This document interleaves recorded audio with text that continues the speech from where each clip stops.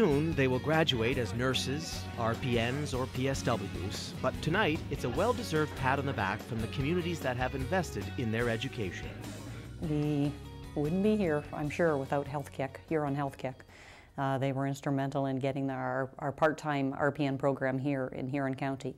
All of us students work full-time, and we would always worked in healthcare and wanted to be nurses, but we just, I mean, it was be too far to travel, and then the cost, and then you had to take it full-time. Once we were enrolled, we were even informed that they paid for half of our tuition, and even they helped us paying for books, and that's like great. You know, you don't get that opportunity normally. And opportunities are plentiful as the small towns and rural communities that make up this fertile farm belt in southwestern Ontario busily recruit and train a growing healthcare workforce.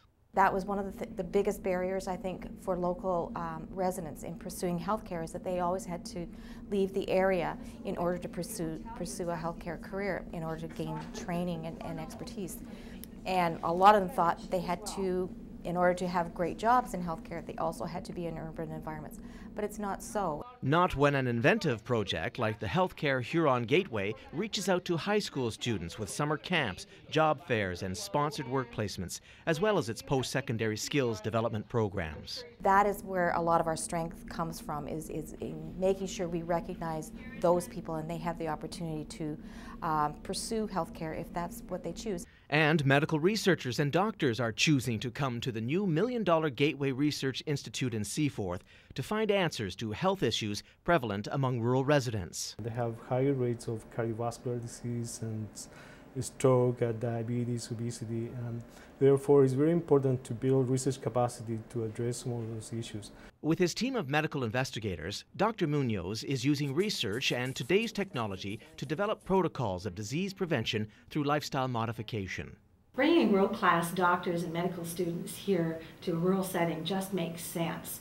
This area, Huron County, Seaforth in particular, is close enough to London and Hamilton and Toronto, to the bigger university hospitals and the capacity there.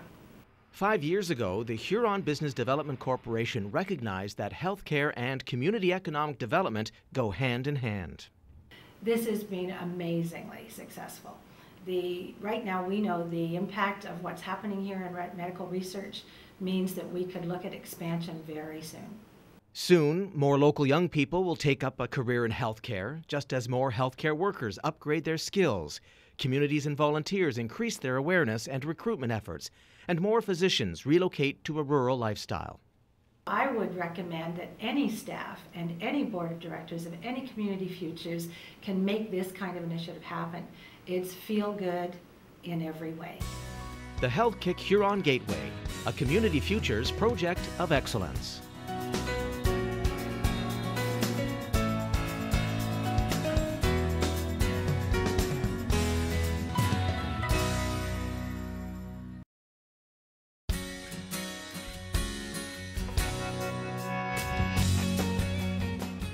Just as soon as tables and chairs are arranged, guitars tuned, and bows rosined, this meeting will come to order.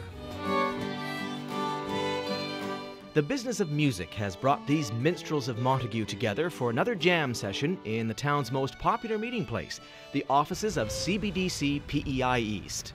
The uniqueness of the building is that our boardroom has accessibility at the back, where people, groups can come in the evening, and we don't have to be here. We have a key code where they can let themselves in and lock the door behind them, and the alarm automatically sets. This fresh approach to economic development and public access was set in motion 2 years ago, when PEI East literally outgrew its previous office. The solution was a revitalizing boost down on Main Street by renovating an old building with enough space for the corporation and the community. We turned an eyesore into a beautiful building, and it attracted a lot of attention at a lot of different levels in the federal, provincial, and municipal levels, and it basically jump-started a streetscape project. A $200,000 project that included brick sidewalks, underground wired street lamps, plus a walkway leading to Montague's picturesque waterfront. While the building outside mirrors the renaissance of Main Street, inside it reflects the coming together of a community. 160 nights a year, the boardroom is booked by more than 60 not-for-profit groups, including the Chamber of Commerce, the PEI Business Women's Association, Tourism PEI, and, of course, the Southern Kings Fiddle Association. It means everything to us. We were looking for a place when we started talking about getting together, and a place like this is fairly central too, and it's great we're able to come here. It's nice to be able to get together. And it all comes together for CBDC PEI East in more ways than imagined. For its beautification efforts, PEI East was named Best Commercial Business by the town. And then there's the value added that comes with being a hub for community activity, a higher profile and increased awareness throughout the hills and harbors of Montague. For the first time visitor, the question is always, what do you people do here? And you just couldn't buy that advertising in newspaper or print. We basically are selling our wares every day just from the traffic that comes through our boardroom. CBDC PEI East and Downtown Revitalization, a Community Futures project of excellence.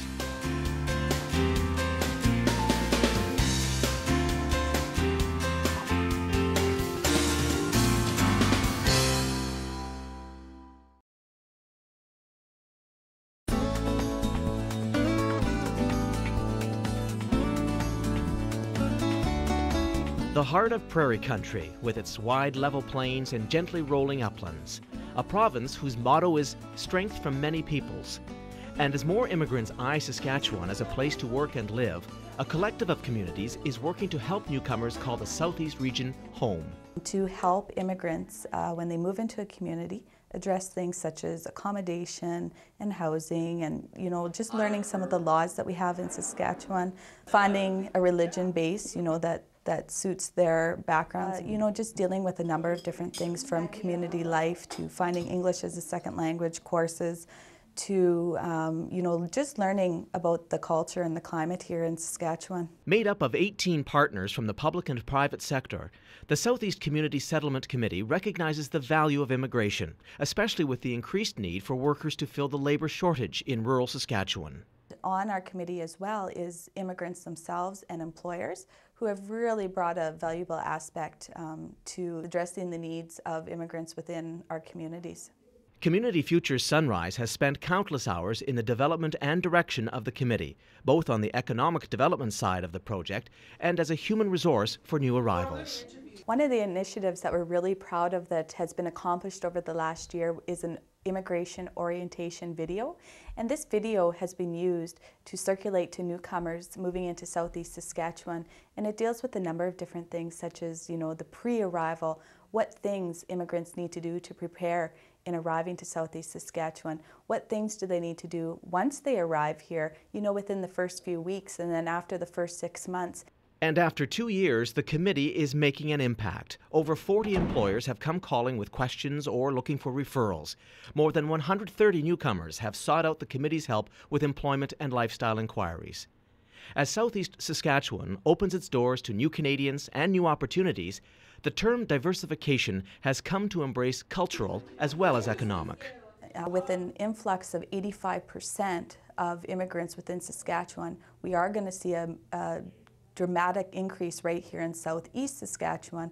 And if we don't work at these settlement needs and these retention needs, trends have shown that these immigrants and newcomers will move to the larger centers, the larger cities such as Calgary, Edmonton, Toronto, where they feel more at home. So as a way to keep immigrants in rural Saskatchewan and rural Southeast Saskatchewan, we really need to create a supportive environment for them to make this a long-lasting place for them to call home. The Southeast Community Settlement Committee, a Community Futures project of excellence.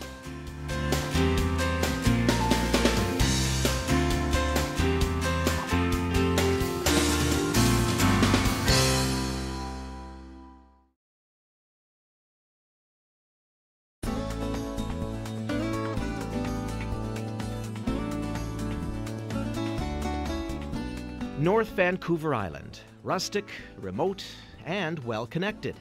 When telecom giants couldn't find a case, Community Futures found a cause. Through Community Futures, one of the best community projects we could do was to work with rural and remote communities and have them hooked up to high-speed internet to assist in building economic development and employment in the area. And so a community-based not-for-profit network was formed, providing high-speed internet service to homes and businesses in several small towns throughout the North Island. It keeps us competitive and more of a, not only down island, but onto the mainland and across Canada and around the world, depending on what type of business you're in. And without Ragged Edge, we're quite cut off for having our own websites or our own communications at all through the internet. It's really opened up the possibilities for business development on the North Island. By erecting a series of 30-foot fixed wireless towers that pick up a network feed from a single site, homeowners and businesses are connected by individual receiver dishes. Anybody with one of these can receive high-speed internet in the middle of nowhere, basically. Aaron Monroe is the network's technical whiz who's been hooking up subscribers in 7 communities across the island, including Cheryl Middleton, a software support representative for a healthcare company. Gone now are the days of high-priced satellite service or dial-up hell. Because it was so slow, I had a lot of latency, so when I would run something in my application, it would be 5 to 10, 15, 20 seconds before they actually saw what I was doing. Now with the high speed, as soon as I was able to demonstrate or show them what I wanted to see, they saw it right away on their screen. So my training performance increased dramatically. The end user was receiving far better training and service. And service is what 350 Ragged Edge network customers have come to expect from Aaron, who's always there if you need him. His role is kind of double. He has to know the technology piece, but he also has to work with communities and individual people so that they're happy with Ragged Edge and the service that they're given. As the Ragged Edge network slowly moves towards self-sufficiency, the goals of maintaining a modern lifestyle while enjoying rural living are being achieved. Built through the combination of Community Futures and Community Champions, North Vancouver Island has bridged the digital divide. This program could not have happened without those people in the communities actually giving time, energy, land sometimes, places to put towers, helping us know the local knowledge that would assist us in making it happen in those areas. So it was really a collaboration of a lot of pieces. The Ragged Edge Community Network, a Community Futures project of excellence.